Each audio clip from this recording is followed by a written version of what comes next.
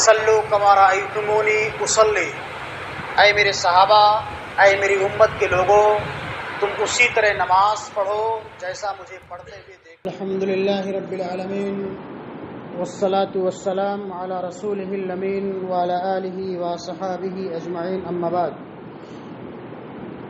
عن انس رضی اللہ تعالی عنہ قال قال رسول اللہ صلی اللہ علیہ وسلم سووا صفوفکم فإن تسویۃ الصف من اقامۃ الصلاۃ، رواہ البخاری۔ محترم بھائیو، بزرگوں،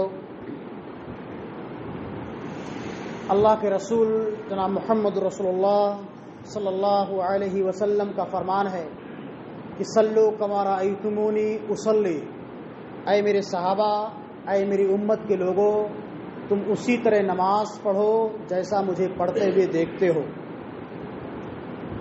نماز کا طریقہ، نماز کے تمام ارکان، اس کے تمام شروط، بندہ وضو کیسے کرے گا، صفوں کی درستگی کیسے کرے گا، نماز میں کھڑا کیسے ہوگا، رکوع کیسے کرے گا، قیام کیسے کرے گا، سجدہ کیسے کرے گا، تشہد میں کیسے بیٹھے گا، یہ تمام چیزوں کو، تمام ارکان اور شروط کو اللہ کے رسول جناب محمد رسول اللہ صلی اللہ علیہ وسلم نے نہایت ہی ایمانداری اور دیانتداری کے ساتھ اللہ کے پیغام کو ہم بندوں تک پہنچا دیا ہے۔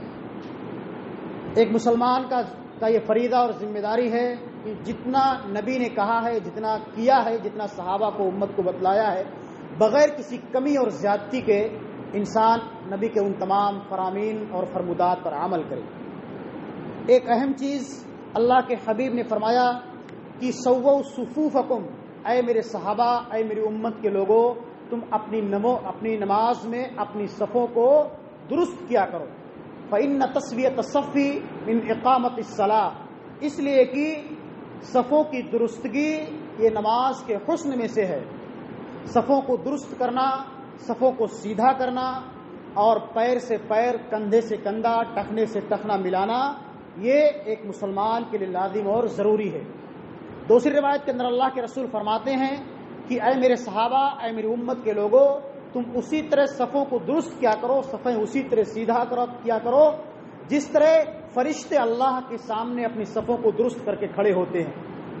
صحابہ کرام نے کہا اللہ کے حبیب، فرشتے صف کیسے بناتے ہیں، صفوں کی درستگی کیسے کرتے ہیں؟ اللہ کے حبیب نے فرمایا کہ پہلے جو ہے اپنی اگلی صفوں کو مکمل کیا کرو اور نہایت ہی سنجیدگی کے ساتھ مل کر کے اور ٹخنے سے ٹخنا اور کندھے سے کندھا ملا کر کے سکون اور شانتی کے ساتھ کھڑا ہوا کرو۔ یہ چیز، یہ دلیل اس بات پر ہمیں آمادہ کرتی ہے اور اس بات کی تعلیم دیتی ہے کہ ہم اور آپ جب نماز میں جماعت کے ساتھ کھڑے ہو تو اپنے صفوں کو سب سے پہلے درست کیا کریں۔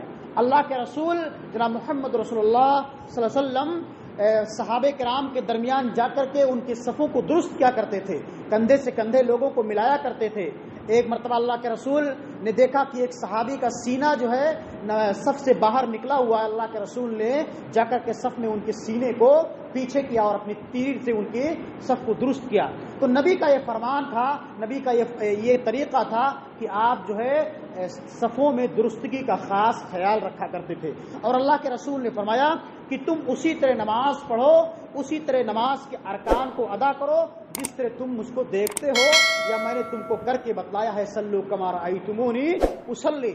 اور اللہ رب العالمین کا یہ فرمان کہ وما آتاکم الرسول فخذوہ وما نہاکم عنہ فانتہوا، رسول تم کو جو کچھ کرنے کا حکم دے، جیسا کر کے بتلائیں، جو سکھلائیں تم ویسا کرو، اور وما آتاکم الرسول فخذوہ وما نہاکم عنہ فانتہوا، اور جس چیز سے رسول تم کو روک دے اس سے رک جاؤ۔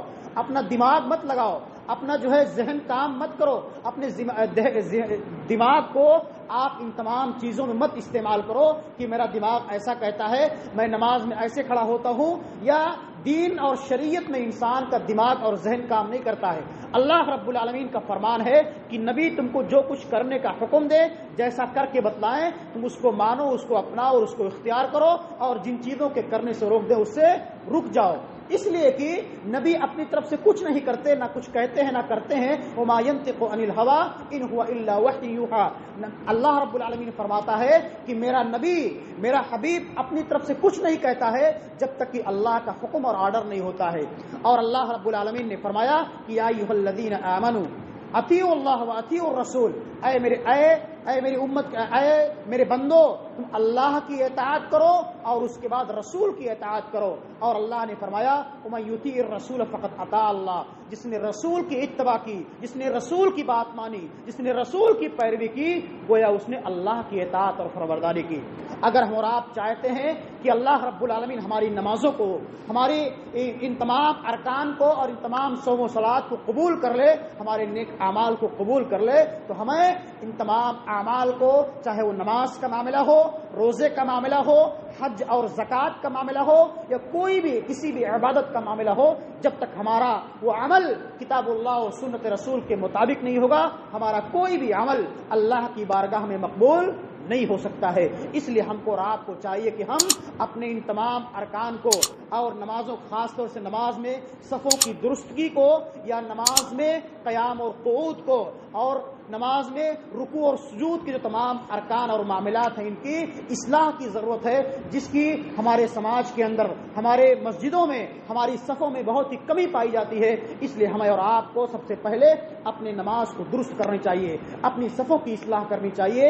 اس لیے کہ اللہ کے رسول کا فرمان ہے کہ جب اگر تمہاری صفیں درست نہیں ہوگی تو اللہ رب العالمین تمہارے دلوں کے اندر ٹیڑھ اور کجی پیدا کر دے گا. اگر ہم اور آپ چاہتے ہیں کہ اللہ ہمارے دلوں کے اندر محبت پیدا کر دے، الفت اور بھائی چارگی پیدا کر دے، تو ہمیں اپنی نماز میں اپنی صفوں کو درست کرنا پڑے گا. اللہ رب العالمین سے دعا ہے کہ مولا کریم ہمیں نماز اخلاص اور للہیت کے ساتھ کتاب اللہ اور سنت رسول کے مطابق ادا کرنے کی توفیق عطا فرما، اور خاص طور پر اپنے نماز میں اپنی صفوں کو درست کرنے کی توفیق عطا فرما.